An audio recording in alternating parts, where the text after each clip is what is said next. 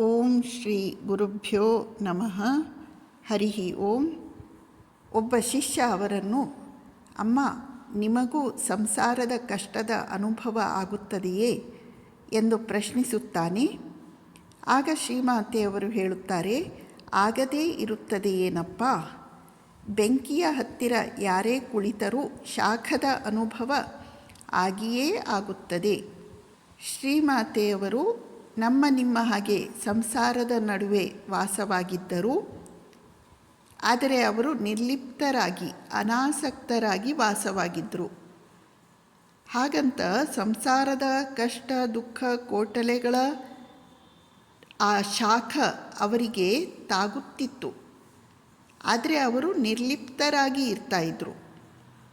ಅದರಿಂದ ಅವರು ಮನಸ್ಸನ್ನು ಹಾಳು ಮಾಡಿಕೊಳ್ಳುತ್ತಿರಲಿಲ್ಲ. ಅದಕ್ಕೆ ಕಾರಣ ಅವರೇ ಇನ್ನೊಂದು ಕಡೆ ಹೇಳುತ್ತಾರೆ, ಮಗು, ಇಡೀ ಜಗತ್ತೇ ಒಂದು ಕನಸು. ಈ ಎಚ್ಚರದ ಸ್ಥಿತಿಯು ಕನಸೇ. ಜಗತ್ತು ಕನಸು ಎಂದು ಅವರು ಮನಗಂಡಿದ್ದರಿಂದ ಸಂಸಾರದ ದುಃಖ ಕೋಟಲೆಗಳು ಅವರನ್ನು ತಟ್ಟಲಿಲ್ಲ. ಅವರು ನಿರ್ಲಿಪ್ತರಾಗಿದ್ದರು ಮತ್ತು ಜೊತೆಯಲ್ಲಿ ಅವರು ಭಗವಂತನಲ್ಲಿ ಶರಣಾಗಿದ್ದರು. ಅವರು ಹೇಳುತ್ತಾರೆ, ಗಾಳಿಯಲ್ಲಿ ಹಾರಿ ಹೋಗುವ ಎಲೆಯಂತೆ ಇರು. ಇನ್ನೊಂದು ಕಡೆ ಶ್ರೀರಾಮಕೃಷ್ಣರು ಇದನ್ನು ತಿಂದು ಎಸೆದ ಎಂಜಲೆಲೆಯ ಹಾಗೆ ಇರು. ನಿನ್ನದು ಎನ್ನುವುದನ್ನು ಬಿಡು, ಆಗ ನಿನ್ನ ಕಷ್ಟಗಳೆಲ್ಲ ಮಾಯವಾಗುತ್ತವೆ. ಗಾಳಿಯಲ್ಲಿ ಹಾರಿ ಹೋಗುವ ಎಲೆಯಂತಿರು. ನಿನ್ನದು ಎನ್ನುವುದನ್ನು ಬಿಡು, ಆಗ ನಿನ್ನ ಕಷ್ಟಗಳೆಲ್ಲ ಮಾಯವಾಗುತ್ತವೆ. ಈ ಮಟ್ಟದ ಶರಣಾಗತಿಯನ್ನು ಶ್ರೀಮಾತೆಯವರು ಸಾಧಿಸಿದ್ದರೂ ಅವರಲ್ಲಿ ಸ್ವಲ್ಪವೂ ಅಹಂ, ನಾನು, ನನ್ನದು ಎಂಬುದು ಇರಲೇ ಇಲ್ಲ.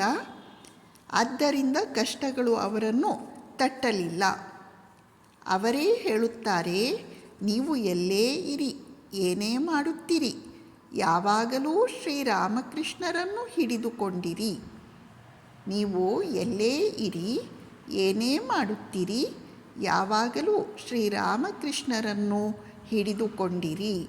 ಶ್ರೀಮಾತೆಯವರು ಈ ರೀತಿ ಇದ್ದುದರಿಂದ, ಅಂದರೆ ಮೊದಲನೇದಾಗಿ ಜಗತ್ತನ್ನು ಕನಸು ಅಂತ ಭಾವಿಸಿದರು.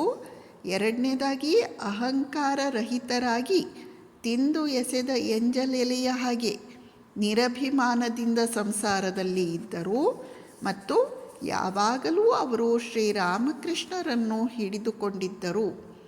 ಆದ್ದರಿಂದ ಕಷ್ಟ ಕೋಟಲೆ ಸಂಕಟಗಳ ನಡುವೆ ಇದ್ದರೂ ಅವು ಅವರಿಗೆ ತಟ್ಟಲಿಲ್ಲ. ನಮಸ್ಕಾರ.